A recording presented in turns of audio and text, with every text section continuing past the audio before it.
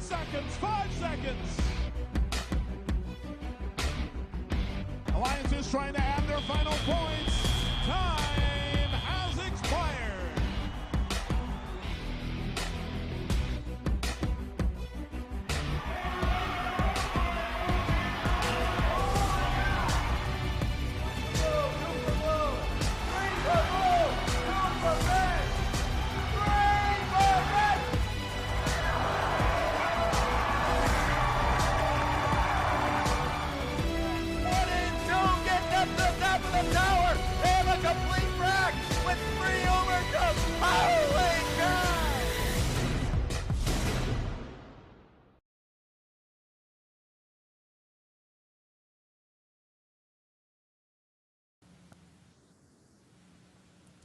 Hey everybody, welcome to GameSense Season 1, Episode 10. It is our very special IRI preview show. I am Stephanie Morrison, your host from Team 1983. I am here, as always, with Evan Morrison from Team 1983 and 971, Ty Tremblay from Team 319, and Francis O'Rourke from Team 190. Hello. And our very special guest, Nick Lawrence. Why don't you take a moment to introduce yourself? Hey guys, I'm Nick. You might have seen me around Chief Delphi or at robot events or whatever. I grew up in Niagara Falls and was on 1503 for my high school career. Was lucky to have some success on that team. Then I picked the right year to be on Team 610, where we won the World Championship in 2013. Then I got hired as an intern at AndyMark and joined up their local in-house team 3940. Yeah, and I like robots. Awesome. It's great to have you. We're super excited about the show today. As always, we respect your time and the fact that you've chosen to spend an hour with us today, taking that time out of your valuable summer from your relaxing time. And we're going to do our very best to try and keep it to an hour and make sure you get over to the Top 25 show today, which is right after us. So with that, we always don't take ourselves too seriously, and neither should you. If you don't like or agree with anything that we have to say, please go prove us wrong. That makes things just more interesting and more fun. And we want your feedback. We want to hear your opinions about the show, feedback on what we're doing. Please email, tweet at us, like us on Facebook, post on our wall, anything, your thoughts about the show or what we're doing, or if you have any suggestions on things we can do, stuff you liked and didn't like. We are going to be doing a Q&A segment this evening, so if you have any questions, you can post them in chat, and Naveed will be sending those over to us, and we'll do our best to make some time for those. And with that, what are we going to be talking about today? Today we're going to be talking about IRI. Oh, that thing. Yeah. So that's happening this weekend. Our first segment is going to be the IRI rundown. We're going to be talking about notable teams that are going to IRI and some team stats and stuff from this season and seasons past. And then we're going to be talking about what are the rule changes that are going to be going on down there. And then we'll do our Q&A. And finally, we will be doing a very fun We Pick 'em segment. So we will be selecting who we think is going to win. So with that, let's get started. And we will start with Nick talking about some of our notable teams going to this invitational. So being that this is the most competitive and best event in the world, the best teams come out to play at IRI. And so, I mean, the usual suspects are here. Just about anybody who's really good you can think of is playing. First, I got to lead off with probably the favorite to win the event is got to be 254, the Alliance captain of the World Champion Alliance, who hasn't lost an event this season and has not failed to seed first. Then you've also got teams like 67, 33, and 27, all heavy hitters from Michigan.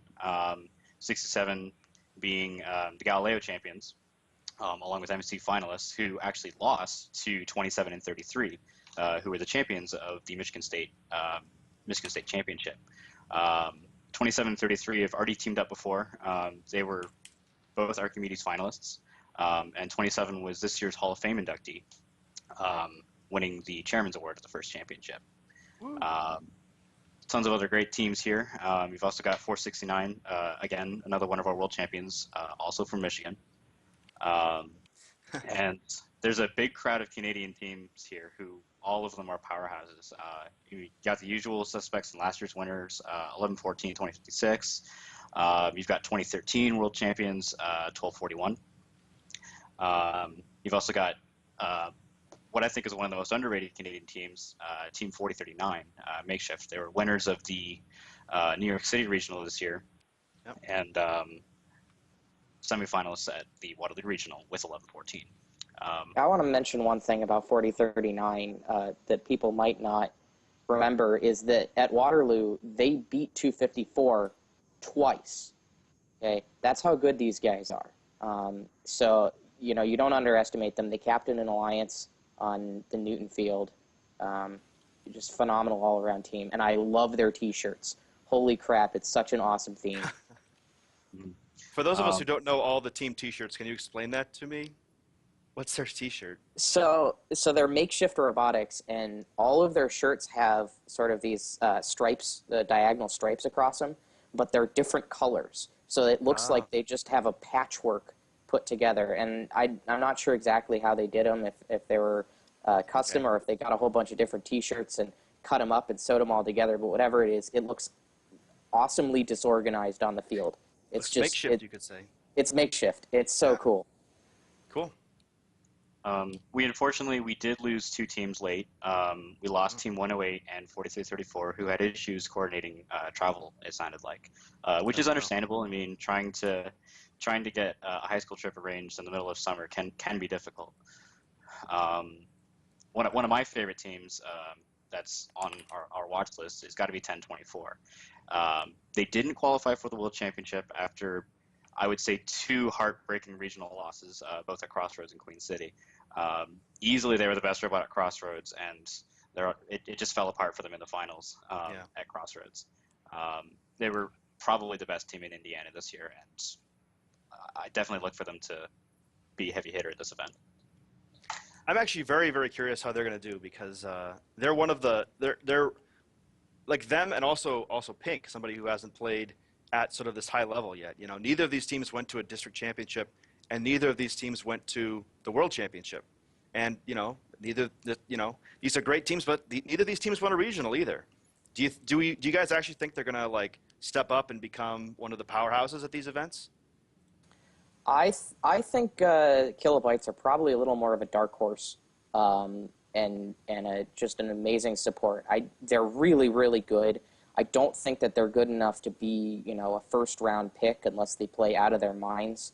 But they are going to be somebody's ticket into probably the finals if they get on the right alliance. They have a really, really great catcher and a phenomenal pickup, and they play well. For Kilobytes. Now, Pink, I expect to come out strong. They were absolutely dominant at Florida at their first event, and then I believe they went up to Maryland for their second event and lost in the semifinals in 3 really close matches. And I think I'm correct in saying that they lost their last match by about 2 points. So, a phenomenal robot out of Pink, and I think that they're going to play with the best of them. You know, and then we have some other teams on this list who are at the other end of the spectrum who have played 95 plus matches, like Team 125. They've been to 6 regular season competitions already, and they've already also played. I believe they've played Beantown Blitz as well. Yes, and Battlecry. And Battlecry, yes, they did play Battlecry. And it's amazing that that robot is a robot that keeps taking a beating and doesn't seem to falter very much. And plus 125 has also been pretty good at looking after and maintaining it as well. There's Team 359 as well, who's also going to be here. They won 3 regionals again this year with a robot that it looked a lot like the Team Orion robot, but I've become close friends with Glenn Lee this year, and he promised me that they didn't watch any of the Robot in 3 Days activities, and they were pleasantly surprised when they saw Team Orion's robot, and were like, "Sweet, we're doing something right." Is pretty much what he said to me. That's wicked cool. And Yeah. it sort of shows. Yeah, it Go sort of ahead. shows you how sort of prestigious, for those of you who may not know, but yet want to watch the show. It shows you how far people will come for this event. They're from Hawaii, right? That's like 5,000 miles or so, give or take, to come to Indiana, to the flatland for a robot event. That takes some dedication. Mm-hmm. Shows you. And it also speaks to the prestige of the event. Absolutely. Yeah, word. And of course, we also got another team from the Pacific Northwest. You've got Team 4488 Shockwave. They were finalists on Galileo. One of my favorite robots this year because it simply worked. And when I saw that robot, I was like, "That's what our robot should be doing."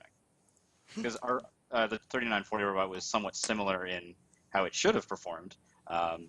But the 4488 guys definitely got it right.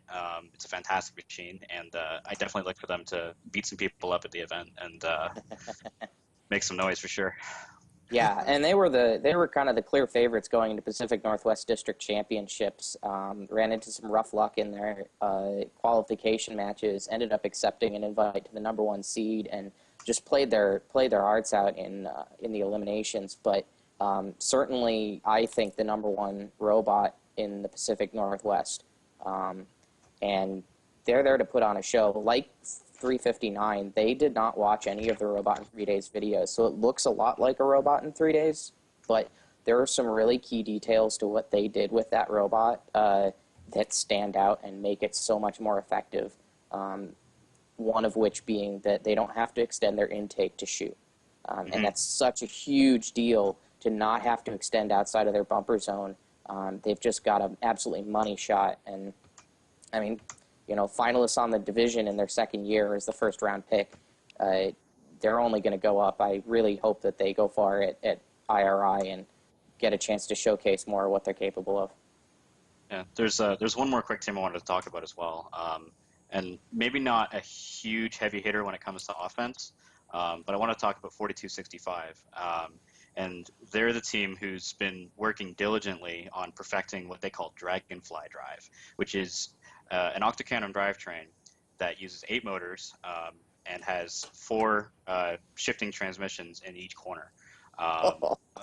It's what does that get you? I don't remember the stats on it, but that gives you 4 different speed configurations when you're switching between the traction wheels and then the cannon wheels along with the gearboxes themselves. I have not been able to actually see this drivetrain up close, but I've seen enough videos to know that that's probably going to be one of the first robots I go see just to go drool over the drivetrain. Yeah, it's phenomenally machined too, and they've got some really great renders up of it on Chief Delphi if you want to poke around. I'm a little with Francis on this. I think that that's kind of overkill and probably extra weight, but damn, it's cool. Yep. I mean, to be fair, I've built some robots that have not been as practical, but were cool anyway. Locking mechanism wheels. Yeah, hey. Man, bear, pig. Yeah. Yep, anyway. So I just want to touch on something real quick. It's as you know, it's the middle of summer. Championship was 3 months ago almost at this point. So, do you think that these teams are going to be fresh? I've been to 2 IRIs. It's been a long time since I've been there. But do you think these teams are going to be up to their championship caliber? 254 and 1114, they looked super, super sick on Einstein. Do you think that's going to hold? What do you guys think? Some teams do practice diligently through the season and or summer, and some teams have other programs running in the summer as well. Right. Exactly. I would say you're right. Definitely 254 and 1114 are probably still going to be their usual heavy hitters. I mean, they're usually never too far behind their championship performance at IRI. But I think you might see some surprises. don't quote me on this, but I'm pretty sure Ellen Green from 33 has graduated. So it may be a different drive team for 33. That being said, I know Zonda works them hard, so they'll probably still be pretty good. But I think we might be surprised by a couple teams who may not perform up to their championship quality just because they have new drivers. Yep. Yeah, a lot of teams use IRI as kind of a trial by fire for new drive teams. A lot of the top teams do. You know, I know that that when 254 switches their drive team, that this is the first event that they usually get a chance at. So you get kind of a mixed bag. You're going to have some really good veterans that are just on top of their game and have been practicing, and you're going to have some newbies. And there are some teams that just use it as a regular off-season event, even though it is this, you know, super competitive, and have rotating drive teams and the like, so they'll be a little bit inconsistent there. So it'll be fun to see. There will definitely be some upsets, I think. You can't just go on season performances, and some of them may still be a little rusty.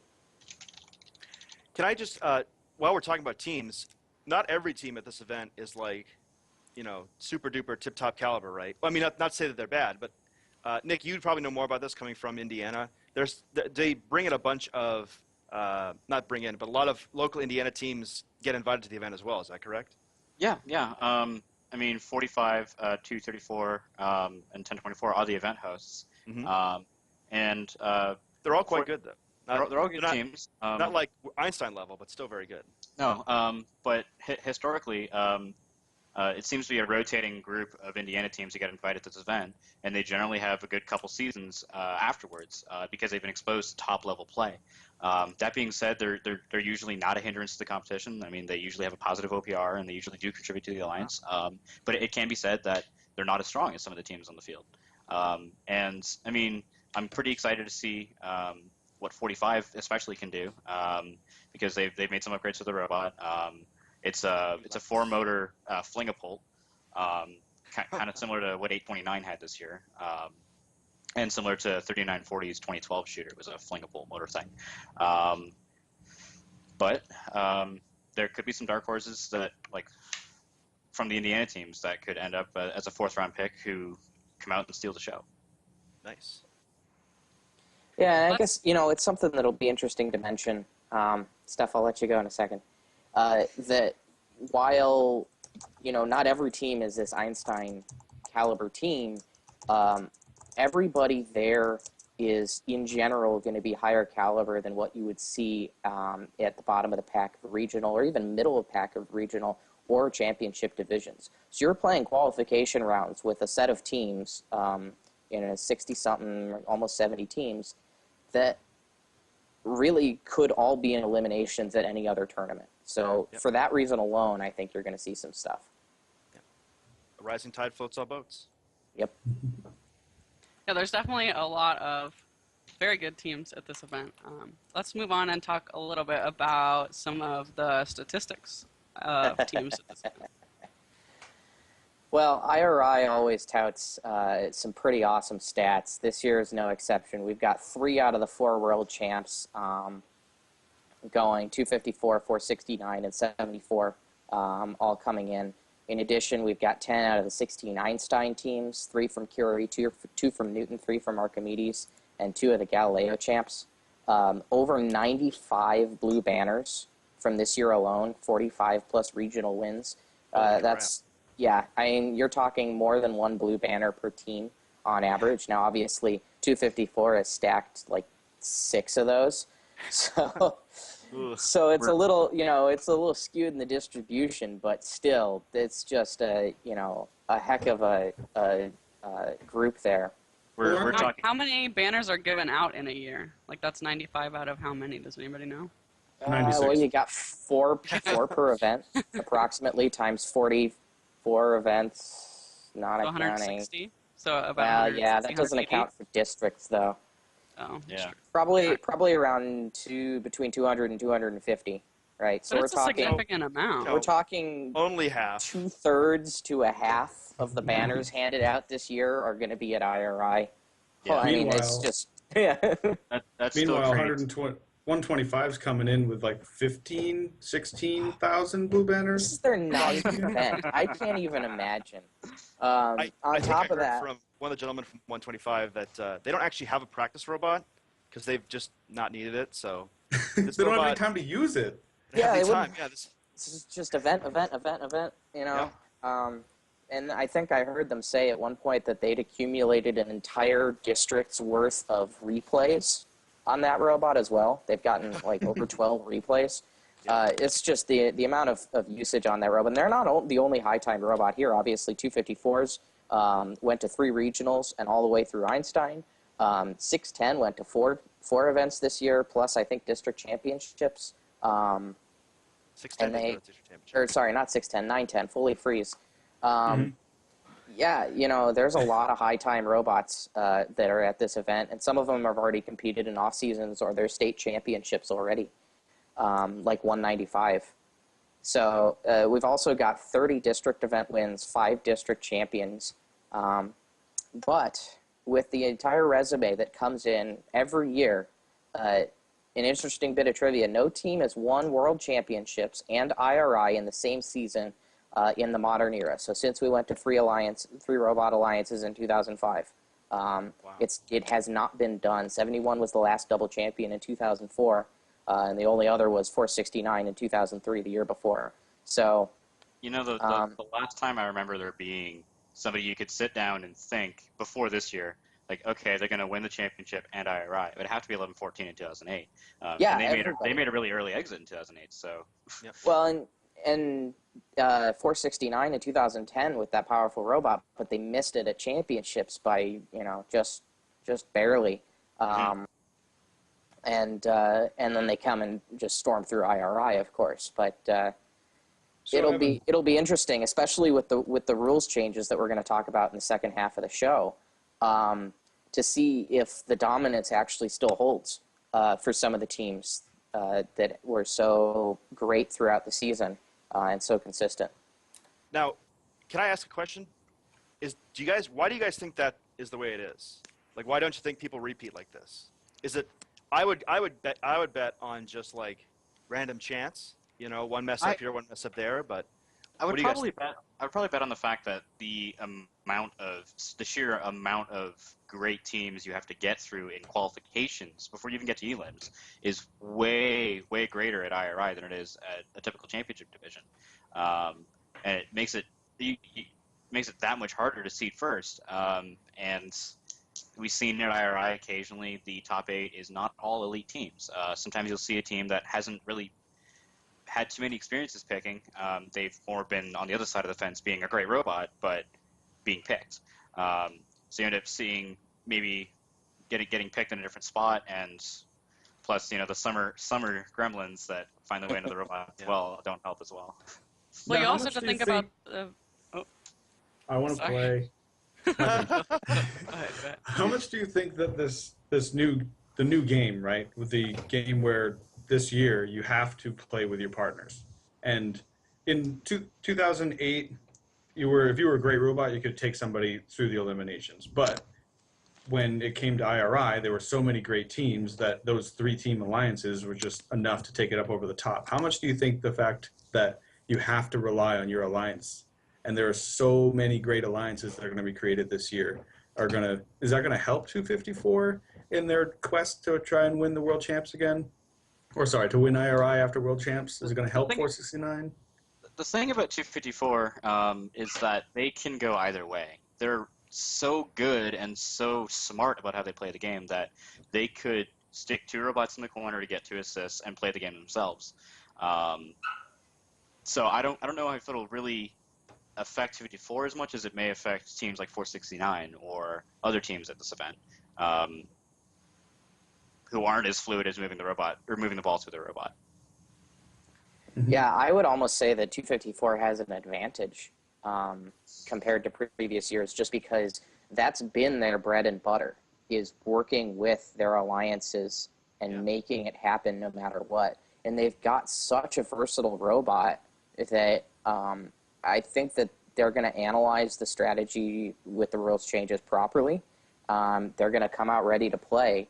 And, the only way that I see them not winning is if what Nick said, is you get one of those teams that maybe isn't quite the cream of the crop that bubbles up to the top, pulls a first seed, and takes them, and they can't make something out of it. But even then, they're just so good that I find it hard to believe that they're not going to find two other robots besides them to make that work. I'd say even with that, we probably still haven't seen, after World Championships, we still haven't seen all that 254 can do this year. I mean, even if they get stuck into some position where they have to inbound or beat the middle robot, I would argue they can move that ball through the robot faster than anybody because they have the double-sided intake, and plus their feeder mechanism for their shooter is independently controlled. So they can just fling a ball through the robot, and that's an instant assist. Now, that being said, the upsets do happen. And, you only get, it's the same as any other tournament. You only get 2 matches, and you're out in the eliminations. So, something goes wrong, they get a broken robot, they get outplayed for a match, or the ball just doesn't bounce their way.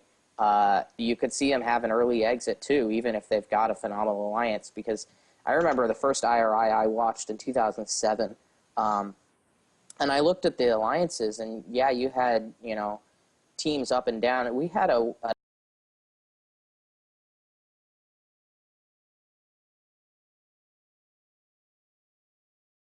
I think it was Exploding Bacon. And it just blows your mind how late some of these teams are going. 148 was picked that late, too. 1503 was picked as one of the last picks of the draft in 2011. Yeah. A really good example of that is 2056. And actually, while we're sort of doing that, if our production crew want to throw up 2056's super duper new robot design here. But 2056, they exited very, very early at the championship. They exited at the quarterfinals of their division this year.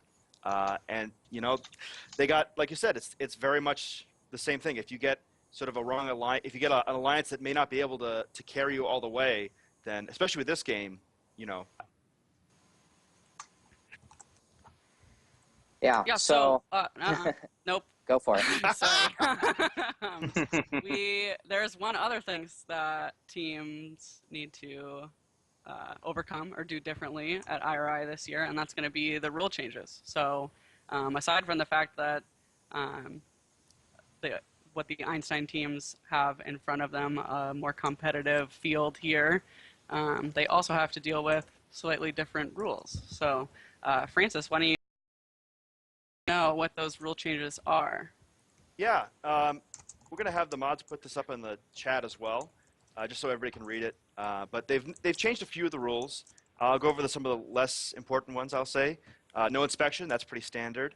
Let's see here. A trust ball, untouched by another robot. And so if you trust a ball and it bounces into the logo like we've seen so often, that the crowd, yeah, cheer, woo, that's great. And then every time that happens as a referee or a field resetter, you panic because you immediately realize that this is a bad thing. That's cool. That's not going to be it. The ball is going to count as scored now. That'll sure save one of the FTAs there, Liz, quite a lot of headaches. Oh, yeah. She was the queen of field logistics at the championship. So that'll save her from some headaches for sure. Indeed. So they also relaxed a couple of the rules. Let's see, I have a list here. Okay, so the opposing alliance possession rule, they've allowed sort of a gimme on that. If you catch a ball when the field crew throws it in, or if it gets trussed and bounces into your robot, probably a good change. They've also, they stated, let's see here, that G14 will be modified for a no call. And if you look at G14, that strategy aimed solely at forcing opponent alliances to violate a rule, giving you a technical foul. Can we just discuss that real quick? Because I'm not really sure why they changed that off the top of my head. I know exactly why they changed 11-14 in Waterloo? that. No. No. Was it Waterloo? Well, yeah, one of those events. I don't know. 11-14 was No. like this, and then they were like this, and that's why they lost. Yeah, okay. No, it was for yeah, I think you're right. I think it might have been Waterloo. Because they went out in the semis and they didn't face 2056 and 254 in the finals, if I'm remembering correctly. But Right. yeah, so for the little bit of history on that, basically what happened is 1114 ended up ramming into, and I don't mean ramming in the sense of like intentionally damaging, but they went very hard and fast into I want to say 1241. It might have been 1285. They're twins. Yeah. Go figure. And well, 1285 had their collector out and was going for a ball, and what ended up happening is 1285, their collector broke off part of 1114's robot, and the call on the field was that because it was caused by 1114, that there was no penalty that could be assigned to 1241 or 1285, and I want to say it was 1285 actually.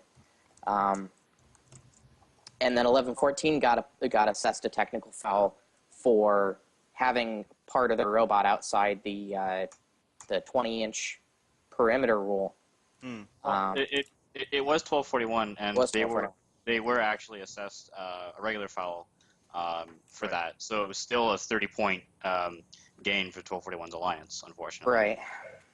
And basically what this rule says is, hey, you know, if something happens on the field and it wasn't really anybody's fault, even if there was damage, you don't have to assign a foul. Yeah. And I think that's a fair way to approach it, because the referees did everything correct by the way the rules are written. And unfortunately, the rules weren't written for this situation, and it bit 1114.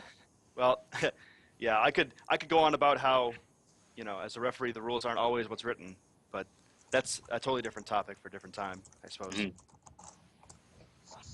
Okay, so real quick before we move on any ahead. farther, we do have a straw poll for you guys that we will link in chat, and we'll link in a comment on the YouTube video as well.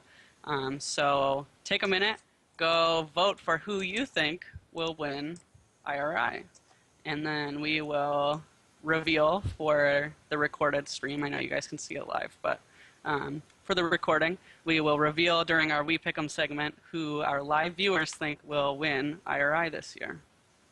Very cool. So, yeah. All right. So And you can vote multiple times for multiple people. So, very cool. Yeah.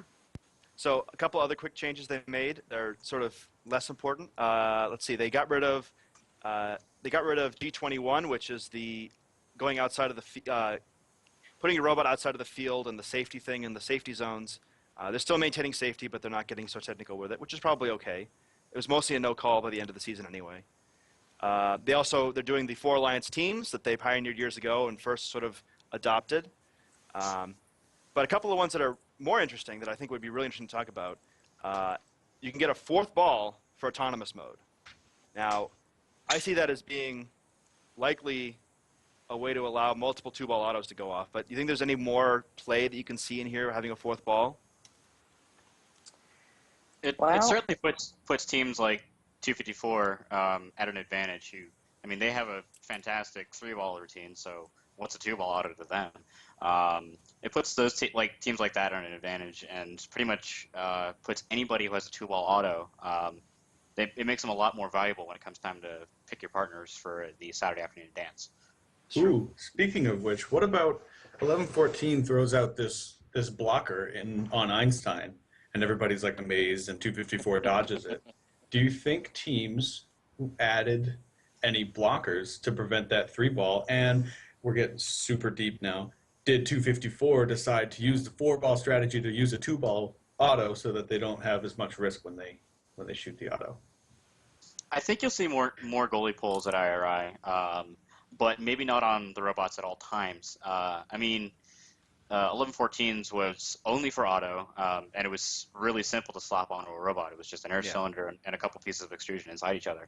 I think you'll see a few of those hanging around. I think you'll see them get used to start, and then teams will realize teams can shoot around them. And they will become less and less of a useful commodity, I think. Agreed, I think 100%. Yeah, I think something interesting that'll happen though is I think we are going to see a lot more goalie pulls in qualification matches. Yep. It really only throughout the season they really only got used in eliminations because it was so rare that you had 3 robots or 2 robots that you trusted to get enough autonomous points and a goalie pull that you trusted enough to put back there. And it just wasn't worth coordinating that kind of strategy for the most part. But at IRI, I think you're going to have so many robots that are capable of doing 2-ball autos or 3-ball autos or whatever that you're going to have 4-ball capability and be able to get 1 robot back there with a goalie pull in quals. So it'll be interesting to see how teams plan for that, plan around that. I'm excited, and I agree. I think we're going to see more goalie pulls cropping up. It's certainly one of the easiest things that teams that are prepping for IRI could do to upgrade their robot. There's no inspection at IRI. It's honor system. I believe there's a 5-pound weight limit grace as well for upgrades and things. So, Go ahead. Go for it. And plus, teams have had more time to play with and fine-tune their use of cheesy vision. And that is extremely valuable if you have a goalie pull in your robot. We saw a lot of teams who hastily implemented it to try to use it for the championship. And, they had some struggles with jittery robots leaving the goalie zone or whatever. But the teams who really wanted to use it are probably going to be pretty smooth with it. And those teams will be potentially deadly if they can get it to work well for their uses. Yep. One thing I'd like to add for the 4-team alliances, we kind of glossed over it, but I think it might be a subtlety that actually turns out to be pretty significant, is the 1-8-1-8-8-1 pick order. Yeah. Where the number 1 seeded alliance gets their 2 favorite, their 2 best picks. Mm-hmm. I mean, yeah, that's a lot different than the championship. Yeah, and the pick order is huge because it also goes hand in hand with some of the other rule changes. Pick order as itself being 1-8-1-8 to start is you've got a lot of good robots left when you come to pick your third bot if you're the number 1 alliance. I would say that this year the number 1 seed may actually win IRI. Previously, we've seen the number 2, 3 seeds win, but with a game that A, there's a lot of good robots at IRI more than usual, and B, a game that depends on really good alliance partners, that number 1 seed is going to be a lot stronger than usual, I think. I kind of agree with you, but at the same time, I have to disagree because, when it comes to the let's say the 9th pick and the 10th pick, I don't think that the difference is vast enough to make that big of a difference. I think that what we'll see more, and I've been saying this all season, I think more likely is we'll see smart choices and smart alliances find more success than just picking we'll say the best teams, I think. Mm-hmm. That's one thing that, I agree. We've seen this throughout the season, that the teams that pick with a plan, where they are intentionally picking robots that are compatible together in a strategy that they've formulated, or multiple strategies that they've formulated, as opposed to, picking a couple of shooters. We've seen teams fall prey to good shooters that can't trust very well. Their shot is too low to really do a good human player trust, and they pair up and they really struggle because only one of them gets to put the ball in the goal, and the other one that's trying to do the trust shot gets pushed around a lot trying to get to their spot. Yeah, and I feel like we talked about them all night, but 254 is again at the advantage here because they've done that all season, picking 973 at the California event they went to, and picking 865 at Waterloo. It was just drop a ball in and get an assist. They're again at an advantage here. Yeah, I think so. I think one last rule change we really should go over, and that's the zone change, the change to assists counting. You don't need to have you don't need to have a unique possession in each zone to gain assists, which is a huge fundamental change to the game. Absolutely incredible. This makes it so that the whole flow of the game could possibly move on and do different. But sort of as we go into that, how do teams adapt to this? What changes do you think people might do? Anybody hear any news about people upgrading their robot for this game? I think the biggest difference you're going to see is And sorry to not directly answer your question. I'm sorry. The biggest difference you're going to see is teams aren't going to have to go backwards back into a zone to get the possession, and you're gonna see that per possession you're going to see that shave off, or sorry, add like an entire cycle. Yep. So I think teams are going to be able to get. You're going to cross 300 easy this match. And Yeah, between the 4 balls and the zones. One other quick thing that I want to add to that is I think it's really going to open up the defense. One of the tenets of aerial assist as we knew it during the season was that because of the zone requirement, you knew exactly where those handoffs were going to be. That's no longer the case. Teams have complete flexibility in where they go and when they do the handoff. And I think that we're going to see that change the defensive schemes a lot, and see it change how teams plan their matches.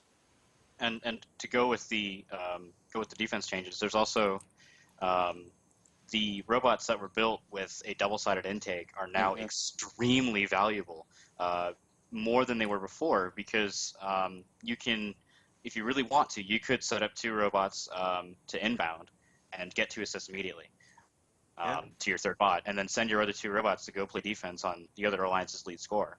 And if you find a robot like 1477 that can move the ball through the robot quick, you're going to break 350, I think, easily. Oh yeah. Yeah. So to address Francis' question, we have heard that 4488 has made some modifications, upgrades to their robot, and have re-geared it to be a little bit faster. And I'm sure there's other teams as well that will have made some changes, and I think that'll make for a very 45 interesting has new lights. event. Yes. Yep. 2451 has added another pivot to their intake, so they don't have to flop their whole intake all the way out to shoot forward. They now just pivot it up, Nice. and it shoots way faster now. Very cool. They were a beauty of a machine with that swerve drive. Yeah, and the Holy fact cow. that they were waiting for their intake to flop out every time they shot, the fact they don't have to do that now makes them just that much more deadly. Goodness. Yeah. We threw up a picture earlier of 2056 with the 4 balls stuffed in their robot, and now that the 4 ball available for autonomous is out of the bag, I'm wondering if that's a teaser. I don't have any inside information, but I'm wondering if them or anybody else is actually going to show up to IRI with a 4 ball auto. They have not changed the time limit for auto, so be real interesting. We'll have to watch, I guess. I'd imagine with 2056 it's a little bit of a teaser, but a little bit tongue-in-cheek as well. Knowing that robot, the catapult is probably a little bit too slow at winching back to successfully even do a 3-ball auto. That being said, it's 2056. They could have brought like a 17-motor catapult to IRI just because they wanted to win this thing. Yeah, I'll say was too slow. Yeah. Well, so we were just talking about the zone changes, and I think that will propel us well into our Q&A segment. So we'll move on to that. We had a question-ish from Alan Gregory. He Guest of the says, show. It did end in a period, so. It did, yes. Strategy. No zone requirements should dramatically increase defense. 2 of your robots can be in the near zone all the time. So what do we think about that? I know we talked about it a little bit, but specifically about the increase in defense, what do we think about that? See, I think go ahead. I think that I think you can disagree with me, Nick, and that's great. I think this is going to happen. I think you're going to see more defense. I think that one of the best strategies in this regard is to just toss the ball from the inbounder to the human player, and then ball tunnel it and do like basically a reverse cycle, but don't even worry about the white zone at all. Just do it right in front of the goal. And this kind of makes me wonder why they changed the rules for this, because of all the rules to change, this would be like the one that I would leave. But I think I'm going to see some more defense, which is not a bad thing because you'll see a lot of good jukes and twists and crisp movements. Yeah. So I'd imagine the main motivation in changing this rule is to make sure the balls are scored fairly. With a lot of refs having to make line calls, say like there's a robot that's like a quarter of an inch in 2 zones, it removes the requirement of the refs making judgment calls and possessions. It's, oh, robot has a ball, you get a possession. It takes the question out of it, and you're not going to see many missed assists anymore. Well, but that being I said, would say to that like yet again, the first community needs to get over the fact that refs are humans, and we need to understand that humanity is a thing, and that it's going to be the way it is for the rest of the first. So anyway, continue. No, you're absolutely right. It's just now you've got this huge ball of everybody who wants to kill the refs at such a high level competition. It might actually be a good thing. It might not be a good thing that they've made it easier for the refs. Anyways, I've just dug myself a bit of a hole. All right, well, it's my turn then. Yeah, it is your turn. I will say that one thing that I'm a little bit worried about, given the brutality of the defense that we've seen this year, and some of the types of defense that we've seen, and the removal of this rule change, I'm a little worried that at the beginning, at least at the beginning, when we're seeing teams figure this out, you're going to end up with some of those 2009 lunacy-style scrums where everybody's just in one corner of the field trying to get balls through each other and defend at the same time. And I could be completely wrong, but I definitely see it as a possibility, especially when you've got really high-powered teams on one alliance and not on the other. That's when it lends to one alliance going very heavy on the defense. And just, it could happen. It could happen. I think one of the big things of defense that ended up coming out through the competition was that you defended not necessarily the ball as much as the ball transitions. You were there, you were between two robots when they were trying to pass balls off, you were there when they were trying to score, you were there when they were trying to inbound. And now that the robots can just say, all right, I'm not going to try to pass the ball off in the white zone, I'm just going to head down to the blue zone. I think for the first few matches, you're going to see teams not having as good of a time on defense. I think they're going to figure it out towards the end, but I think the fact that they don't have 1/3 of the field to defend a transition anymore, they have a whole field to have to defend the transition. I think that's really going to hurt defense until they figure it out in the eliminations. Cool. Any more questions, Stephanie? Well, we're running low on time, so as much as I would love to hit another question, I think we should head over to We Pick 'em. Get it again. If we have some extra time, we can hit one more question after. Yep. So, the We Pick 'em segment, and we'll do the straw poll at the end. So, let's start with Francis, I think. Ooh, okay. Well, I'm picking, I know it's bold, 254 is the #1 seed. You're crazy, man. I know I'm crazy. It's crazy. Don't even say anything about them. I think, however, you're going to see a different alliance that I made up in my head come up on top.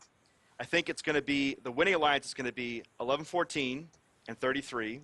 Now, in this situation, 11-14 is going to be the mid robot, and then 33 is going to finish.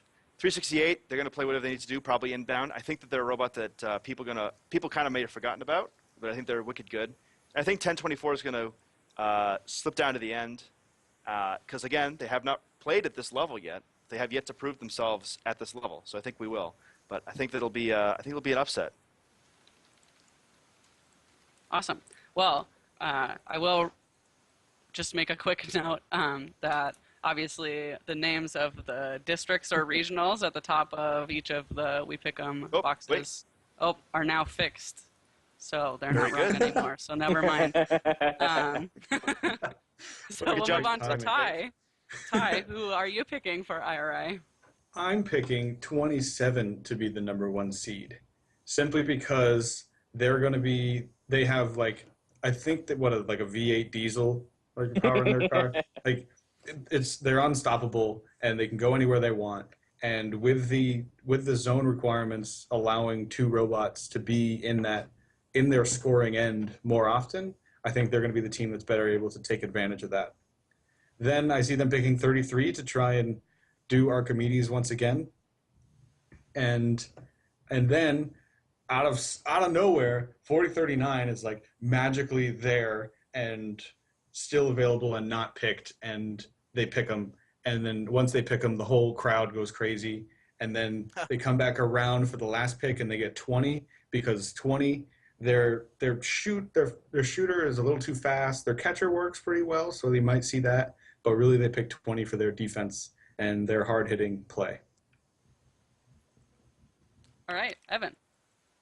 Okay, I issued all of the standard picks, and I'm going with 17-18, Fighting Pie getting the number 1 seed. They've been absolutely phenomenal at seeding well in Michigan, and I think probably second only to 1678 Citrus Circuits at just working the seeding system. I think they're going to do it again, pull the number 1 seed, but I don't think they're going to win.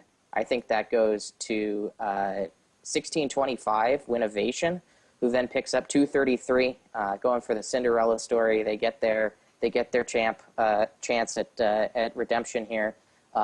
Pick up 125 Neutrons, and then in the very end, 2013, the Cybernones. I've loved these guys all year. They're really fast. They've got a great inbound, just an all-around great player, and a phenomenal shot. And without the zone requirement, I think that they're going to be just an incredible trust player as well.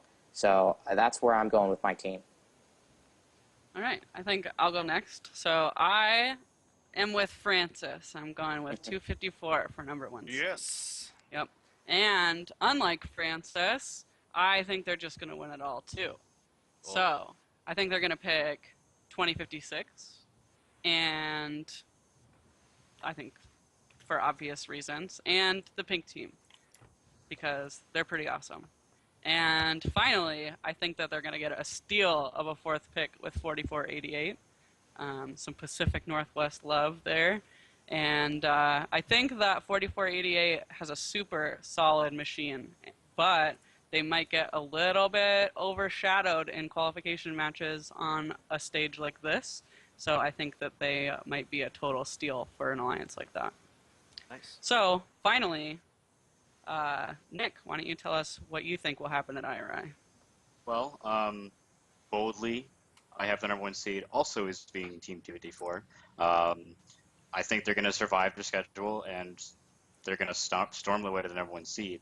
And I think they're going to pick a familiar face. I think they're going to pick 469, simply because 469's mid-game was absolutely phenomenal this past year.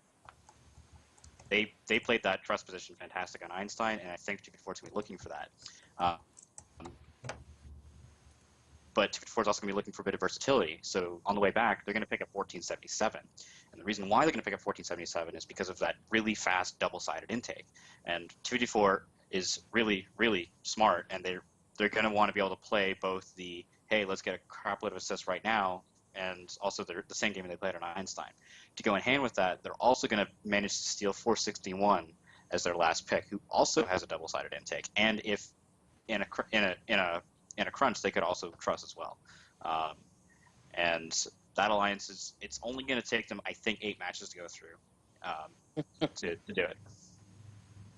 Bold Awesome. predictions. You heard them here first. Yes. Yeah, I was going to point out, I mean, 254 did break the Curie curse this year, so why not break the curse of Einstein champions winning IRI too, right? Why not? Just get it all out of the way in one year and go back to status quo.